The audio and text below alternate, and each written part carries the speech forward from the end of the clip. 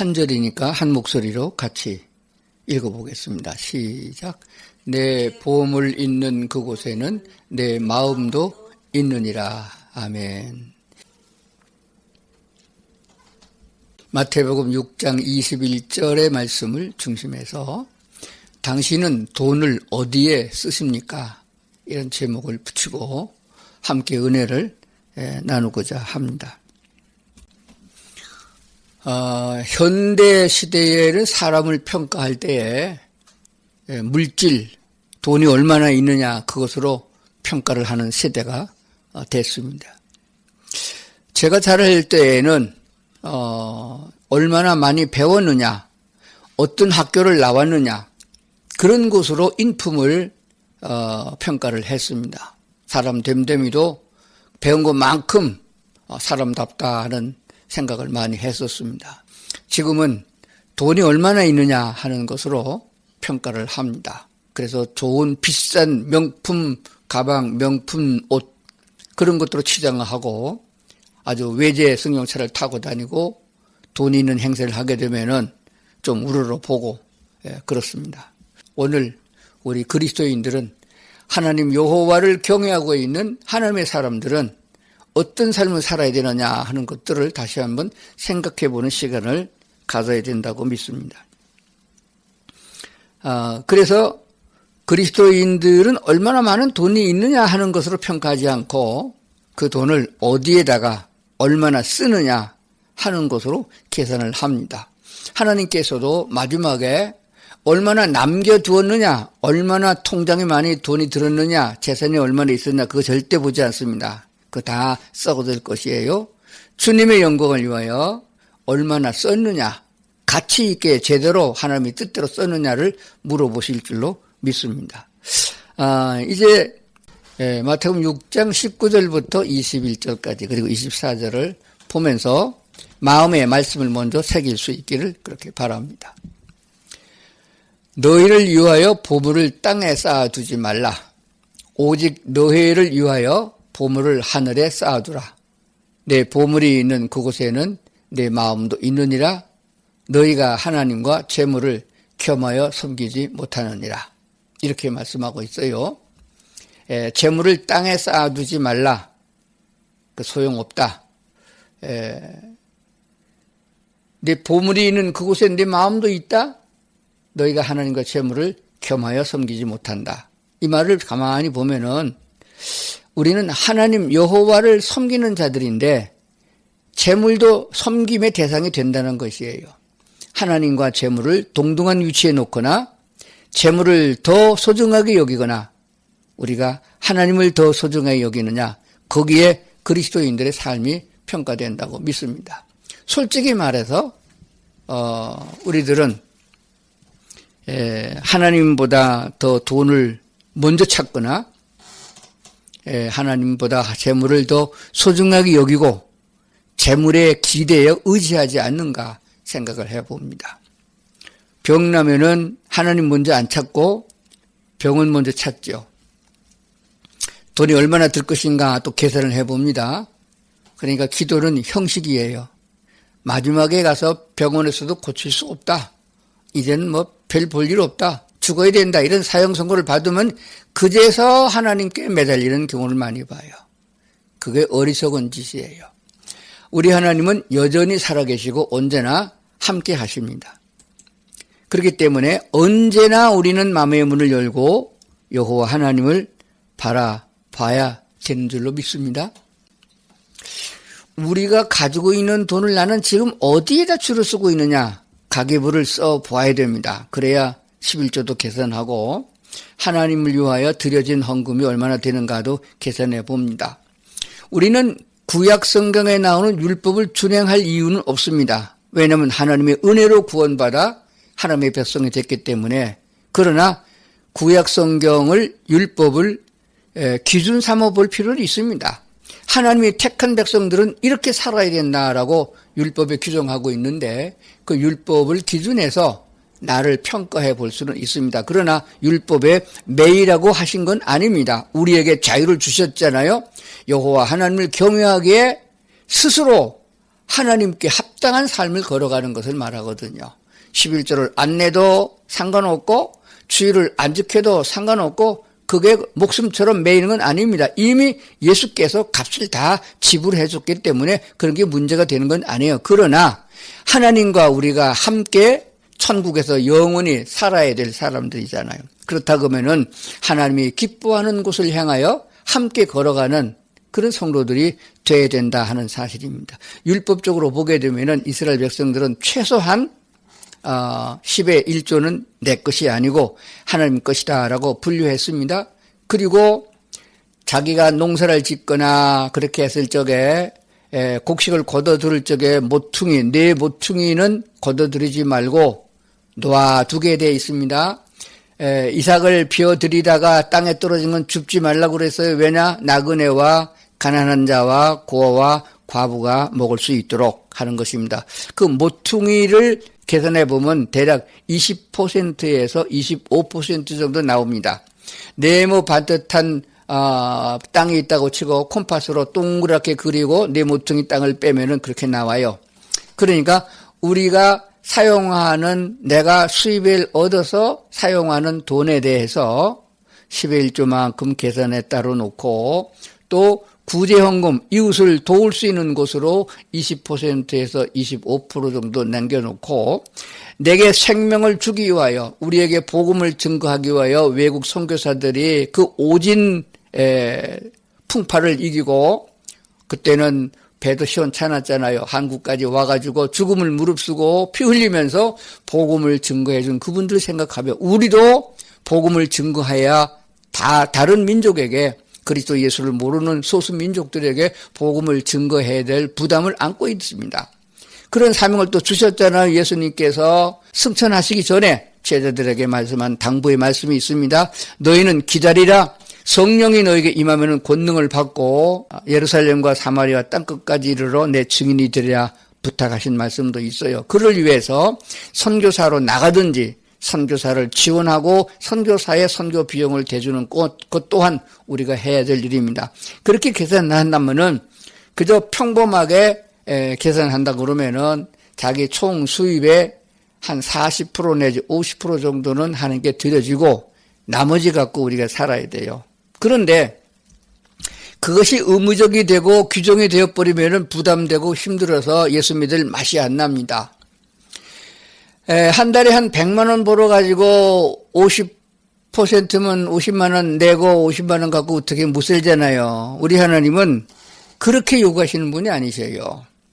그러면 하나님께서 그런 마음을 가지고 기도하면은 하나님, 내가 마음은 굴뚝 같으나 형편과 사정이 그러해서 그러할 수 없습니다. 그럼 하나님께서 채워주는 역사가 있습니다. 넉넉하게 채워주시고 그러니까 100만 원 벌어서 10%만 내고 90만 원 쓰는 것보다 수입이 1000만 원 생겨서 11조 내고 쓰는 여유 있는 삶이 되잖아요. 1억을 벌어서 50% 내고도 5천만 원 가고 넉넉히 쓰잖아요. 그러니까 액수가 적어서 문제가 되는 거지 풍성하면은 풍성하고 여유 있게 나누고도 하나님의 뜻을 따를 수 있다는 논리가 되는 것입니다. 그래서 성경 곳곳에 보면 그리스도인들의 수입을 어떻게 잡을 것이냐, 무엇을 해야 돈을 많이 벌 것이냐, 요즘에 핸드폰을 켜기만 하면은 어디다 투자해 돈을 많이 번다, 잠만 자고 나면 수입이 올라간다, 막 이런 광고가 너무 많이 뜨는 걸 보게 돼요. 그러다 보니까 너도 나도 주식에 뛰어들고 가상화폐에 뛰어들고 그러다 망하는 사람도 많고 범죄하여 죄를 짓는 사람도 많잖아요. 성경에는 어떻게 무엇을 해야 돈을 번다, 하나님께서 어떻게 축복해 준다는 내용을 기록하지 않고 있습니다. 어떻게 쓰느냐만 말씀하고 있어요. 그래서 먼저 쓸 곳이 생기면은 하나님은 그것을 충당해 주신 분이 하나님이십니다. 이것을 잘 계산할 수 있어야 되겠고, 그리고 이 하나님이 주신 재물을 하나님의 뜻대로 바로 쓰는 믿음을 가지게 되면은 어떤 상황과 어떤 조건 속에서도 뭐 오일 쇼크가 온다든지 뭐 물가가 상승한다든지 전쟁이 난다든지 그런 거 상관없이 어떤 상황 속에도 천재지변 속에서도 하나님은 우리에게 채워주실 수 있는 힘이 있는 분이심을 믿어야 됩니다. 그것이 소중한 것이며 큰 것이라고 그렇게 믿습니다. 그리고 또 하나 아주 중요한 것이 있어요. 내가 드리는 헌금이, 내가 하나님께 내는 헌금이 하나님의 뜻대로 제대로 쓰여지느냐, 이것이 중요한 것이에요. 그러므로 헌금을 할 적에는 기도를 해야 됩니다. 하나님, 내가 드리는 헌금이 주의 뜻을 따라서 즐거운 마음으로 드리고 기쁜 마음으로 드리지만은 이 헌금을 사용하는 사람들, 즉 청지기들이 하나님의 은혜가 충만해서 아버지 뜻대로 여러 성도들의 헌금을 모아서 바르게 쓸 수 있도록 하나님 지켜주시고 지혜와 총명을 주시기를 원합니다. 이렇게 기도해야 되는 것입니다. 그리고 또 들여다봐야 돼요. 교회 좀 오래 나가서 집사가 되고 장로가 되면은 목사님이 관리하지 않고 장로님들이 관리를 하잖아요. 그럼 서로 견제해서 바르게 쓰느냐 하는 그 회의를 잘 기도하고 하나님의 뜻을 찾아야 됩니다. 왜 그러냐 그러면은 지금 한국에 있는 교회나 세계 모든 교회들이 돈을 많이 벌었어요. 예배당도 짓고 교육관도 짓고 묘지도 사고 뭐 웨딩홀도 짓고 뭐 돈이 엄청나게 많이 생겼어요. 성도들의 헌금으로 다 한 거잖아요. 그러다 보니까 정작 하나님이 바라시는 대로 물질을 사용하지 못하고 있는 사실입니다.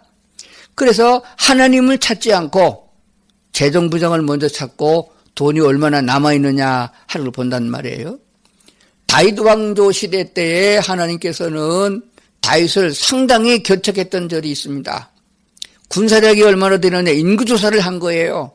하나님께서 허락하지도 않았고 하나님께 물어보지도 않고 전쟁에 나가서 싸울 수 있는 군사가 얼마나 되는가 계산해보라. 그랬던 적이 있습니다. 하나님이 진노하여 연병을 보냈던 적이 있습니다. 인구가 군사가 많고 적고 군량 무기가 많고 적고 전혀 관계없이 하나님이 내 편이시면은 하나님이 우리나라 편이 되시면은 넉넉히 이기고 남는 것이에요.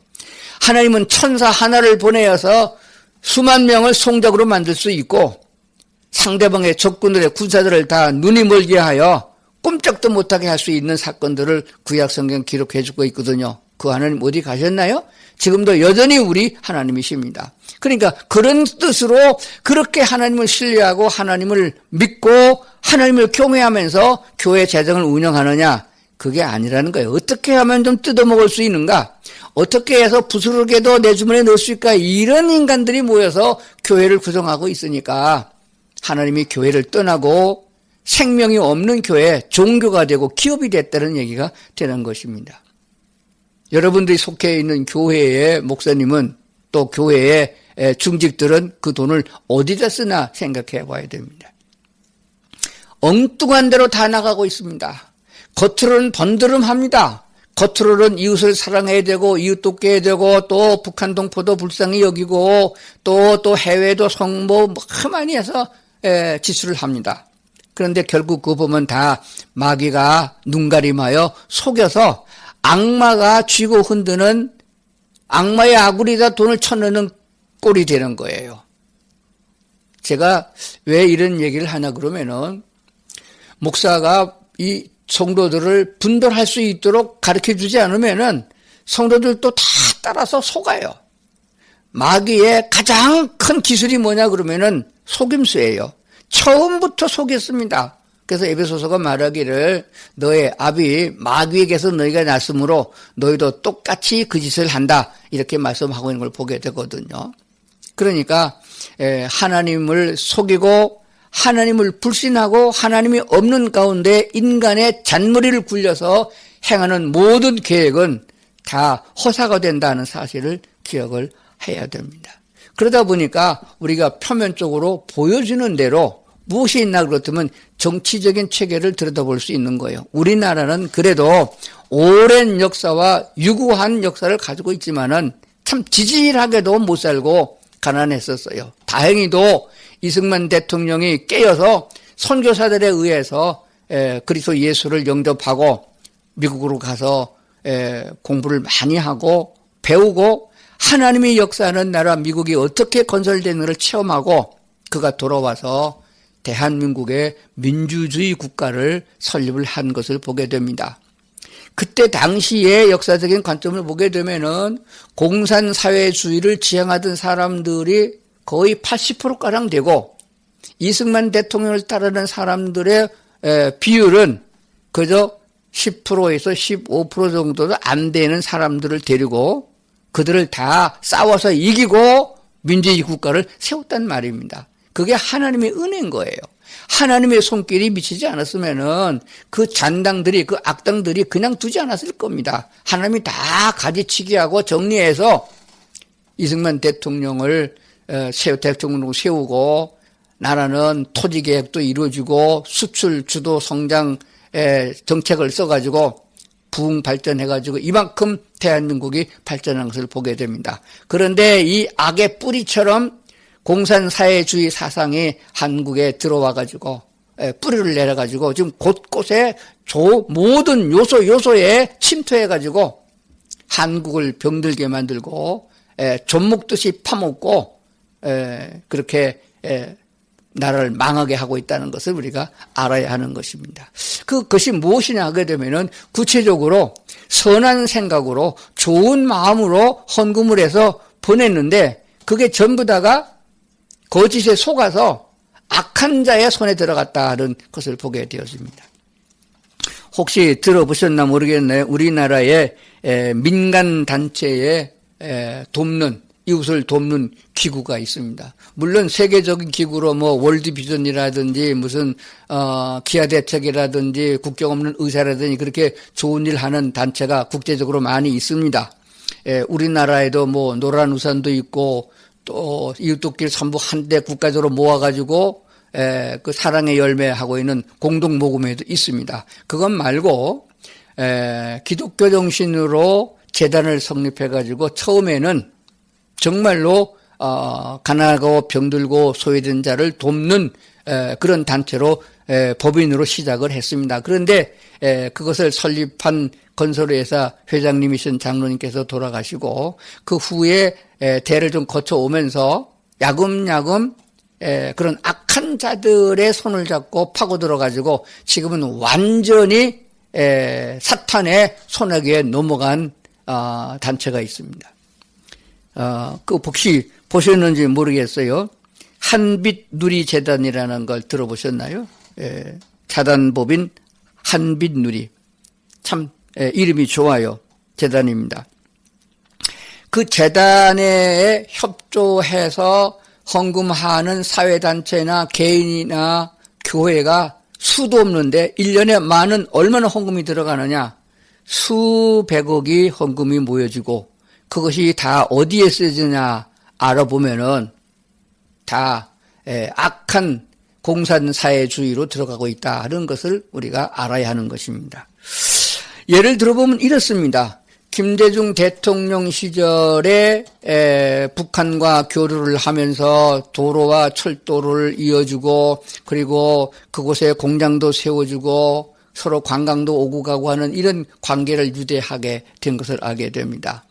그러다 보니까 북한의 가난하고 어려운 국민들을 위해서 정주영 회장님은 소도 갖다 주고 또 우리 국민들 다 동원해가지고 쌀도 갖다 주고 얼마나 많이 퍼졌는지 모릅니다.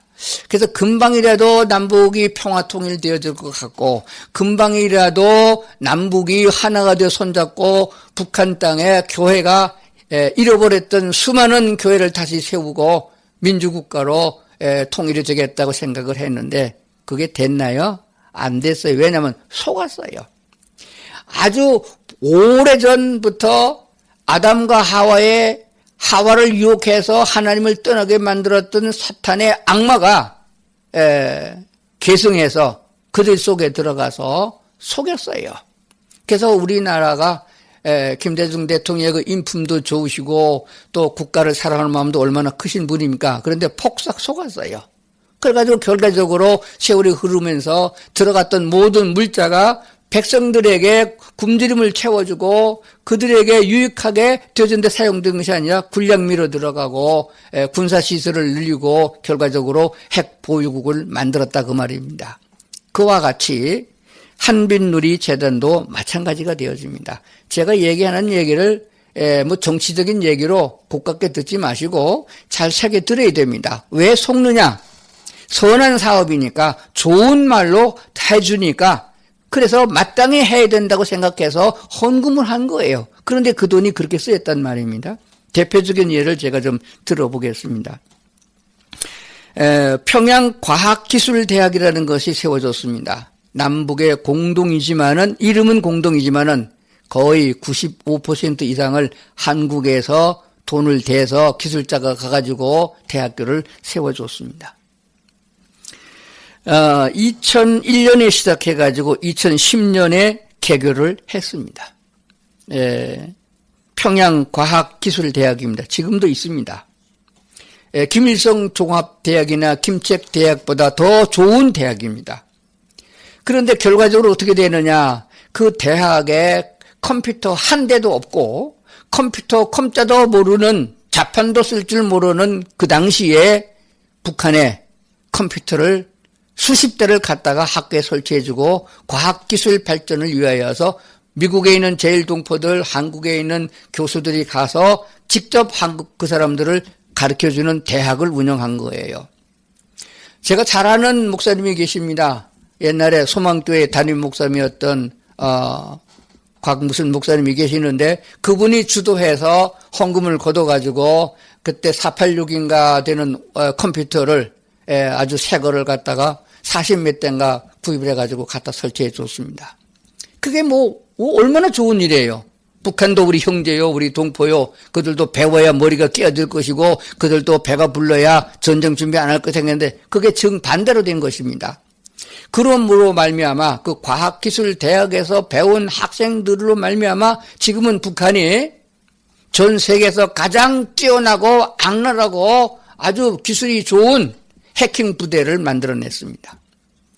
그래서 오히려 그들로 말미암아 그 과학기술 발전으로 말미암아서 핵무기를 만들고 핵무기를 쏴 올리는 그것을 만들고 미사일 만드는 걸 만들고 그리고 한국의 국방부나 아주 중요한 과학기술처 같은 데를 해킹해 나가는 그런 해킹 부대를 만들어냈던 결과가 된 것입니다.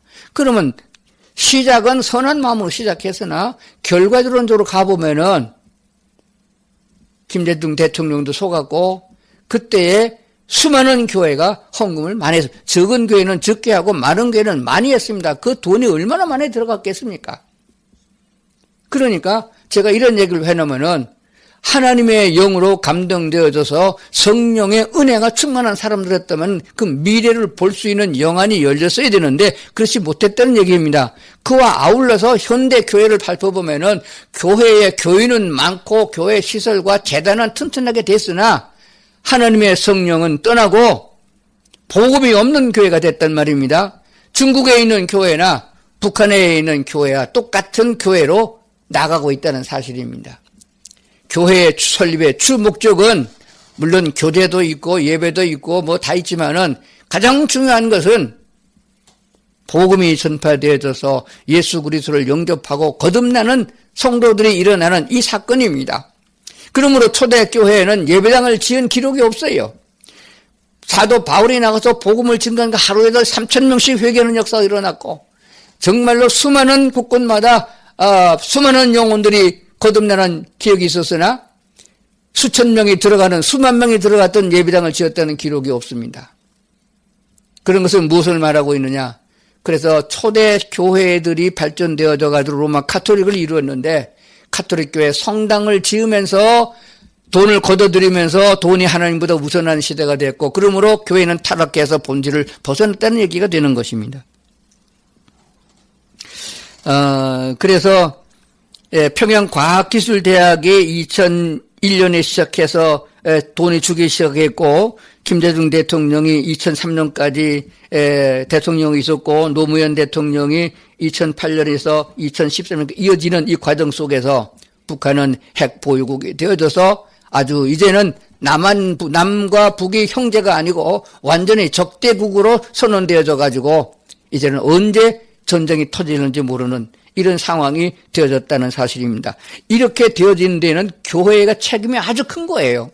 그런데 지금도 어떻게 되느냐? 아까 말씀드린 한빛누리재단으로 모든 헌금이 모여서 들어갑니다. 거기에 동조하는 대형 교회들이 수백억씩 쏟아붓는 그 헌금이 한빛누리재단으로 모여가고 그 재단에서 도와주어서 이끌어 나가는 밑에 있는 단체가 아주 숨겨져 있어서 다 조사가 되지 않고 있으면만 공개되더니 80여 개가 넘습니다. 그 단체가 다 뭐냐? 우리가 제가 명단을 몇 개 좀 불러줄 텐데 보면 다 아는 거예요. 그것이 모두가 다 한마디로 말하면 뭐 하는 단체냐 그러면은 가정을 파괴하고 교회를 파괴하는 단체들이에요. 그게 뭐냐면 공산주의 이념이거든요. 안토니오 그람시라고는 공산당을 조직해서 러시아에 만들었던 그의 강령을 보게 되면은 제일 먼저가 뭐냐 그렇다면은 가정을 파괴하라. 에덴 동산의 아담과 하와의 가정을 파괴하고 예수 믿는 집안의 가정을 파괴하고 그리고 교회를 파괴해야만 공산사회주가 발을 붙인다는 것입니다. 그래서 북한에서 말한 공식적인 강령이 뭐냐 그렇다면은 기독교는 우리 인민공화국의 아편이다 라고까지 내세우고 몰아붙이고 있는 것이에요. 그러므로 그 많던 유교가 일어나기 전까지는 남한보다 북한이 더 잘 살았고 남한보다 북한이 교회가 더 많았고 부흥이 빨리 됐었습니다. 그 많은 교회들이 지금 다 어디 갔나요? 다 말살되어지고 주의 종들은 다 죽임을 당했고 어디 해외로 피난 가는 그런 비참한 모습을 보게 되어집니다. 그렇기 때문에 다른 어떤 것으로 윤리와 도덕적으로 국가의 정치적인 면으로 봐서는 안 된다는 거예요. 하나님이 보시는 영적인 관점에서 보게 되면은 그들은 교회를 말살하고 가정을 파괴하는 겁니다. 그러므로 뭐 하고 있느냐? 교회의 비리만 캐냅니다.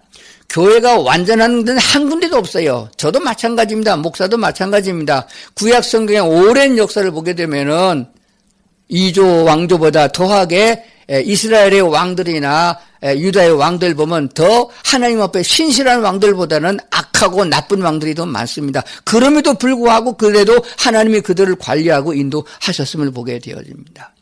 그런데 지금은 하나님의 뜻을 이어나가는 교회가 없고 복음이 없어지고 구원의 역사, 새 생명이 출생하는 역사가 없어지고 기업이 되어지고 종교단체가 되다 보니까 사람들은 다 그러려니 하고 따라가는 역사가 이렇다는 것을 알아야 되는 것입니다.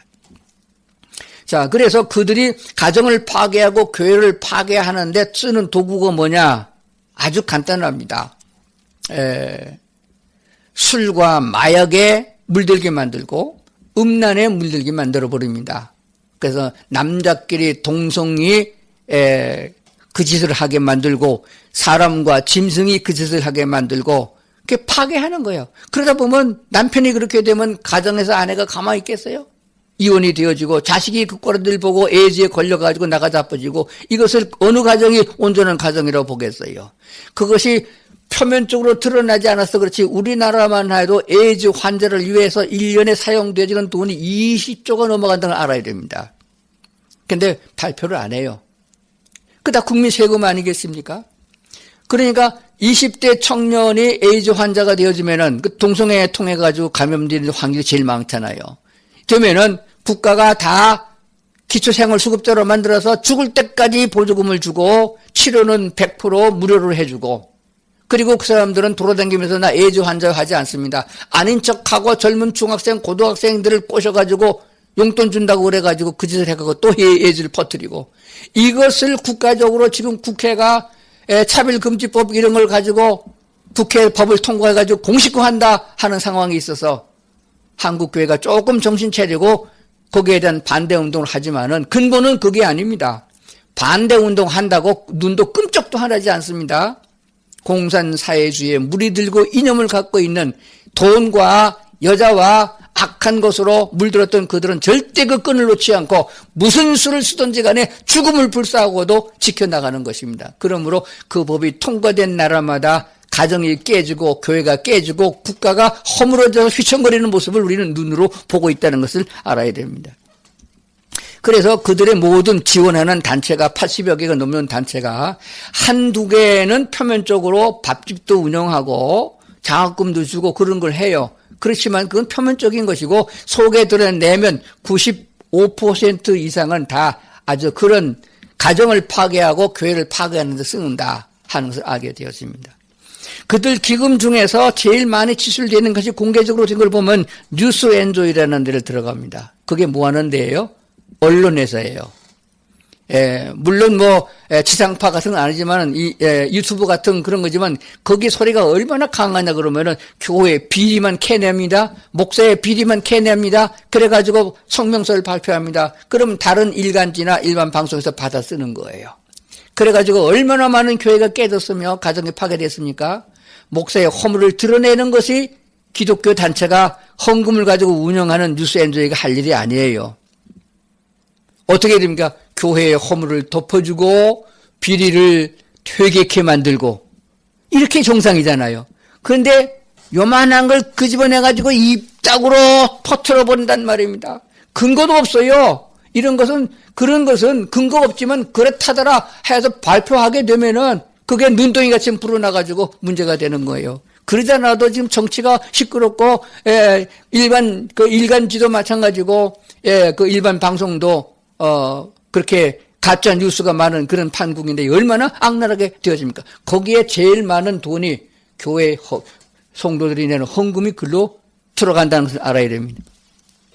기독교 윤리실천운동이라는 것이 그 단체가 지원하는 거예요. 그 재단에서 지원하는 겁니다. 거기에 어마어마한 돈을 쏟아붓습니다. 그럼 기독교 윤리실천운동 밑에 어떤 단체들이 있느냐? 수입을 받아들이고 가난한 자를 먹이고 병든 자를 치료하는 게 있는가 한번 보세요. 그런 거 하나 없습니다.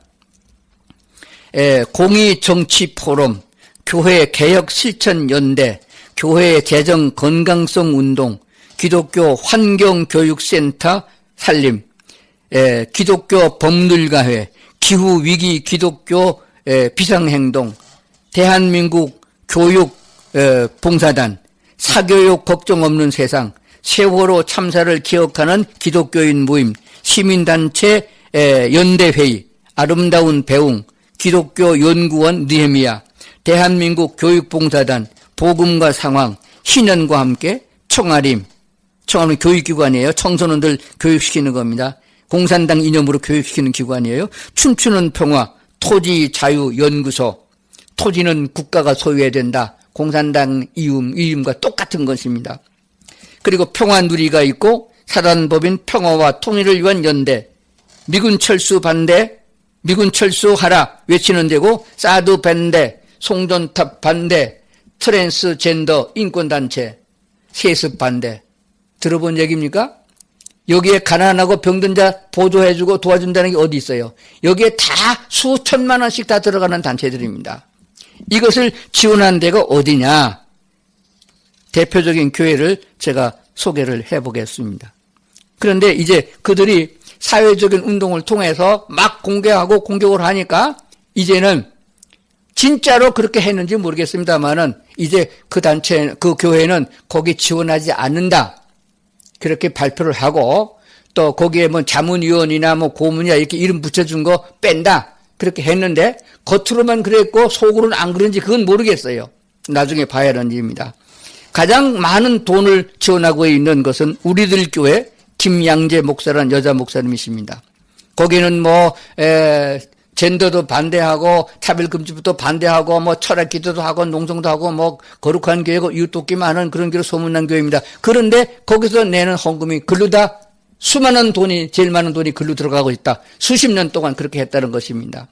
그리고 우리 침례교회인 지구촌교회 이동원 목사도 마찬가지입니다. 거기에 어떤 그 자문위원회 명단이 현재도 지금 그 홈페이지에 가면 들어있어요. 빼라 그런데 아직 안 빼고 있거든요. 이제 거기도 이제 지원 끊는다. 이동원 목사는 은퇴했고 그래도 그 영향을 갖고 있는 교회 장로들이 있잖아요. 그래서 원래 소망교회였으나 지금은 분당 소망교회로 그 아들이 교회를 개척해 나간 거기에 명하는데 그 교회가 계속해서 거기에 돈을 보낸 거예요. 이제 안 보내겠다 그리고 이름도 빼라고 선언을 했다고 합니다. 그리고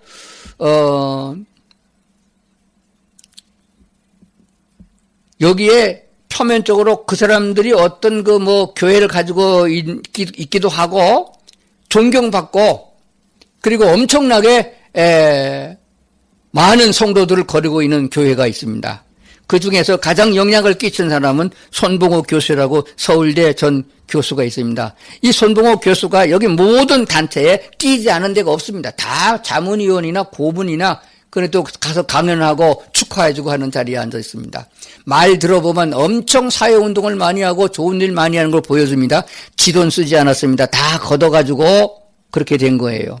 그리고 우리가 잘 알고 있는 김동호 목사라고 있습니다. 높은 뜻 숭의교회에 담임하다가 은퇴하고 그 교회를 나누어줘서 그 교회가 그런 뜻으로 교회를 운영하고 있는 교회가 10대 개 교회로 늘어나는데 교인 숫자가 다 합하면 어마어마하게 많습니다.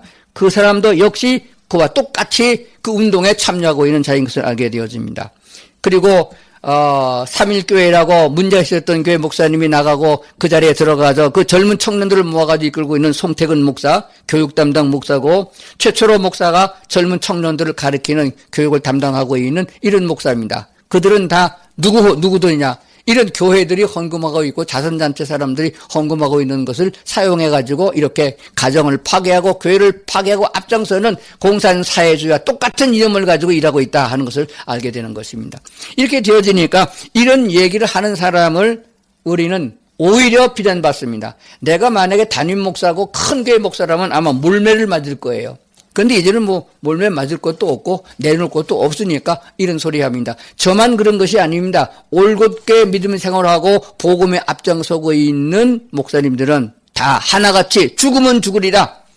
다 타락하고 그리고 다 하나같이 악에 빠졌다 할지라도 엘리야 선지자가 남아있었던 것처럼 엘리야 선지자, 엘리사 선지자가 남아있었던 것처럼 오늘도 복음의 진리 가운데서 올곧게 믿음으로 따라가는 사람들이 아직도 한국에 많이 있기 때문에 지탱되고 있다는 것도 알아야 한다는 사실입니다.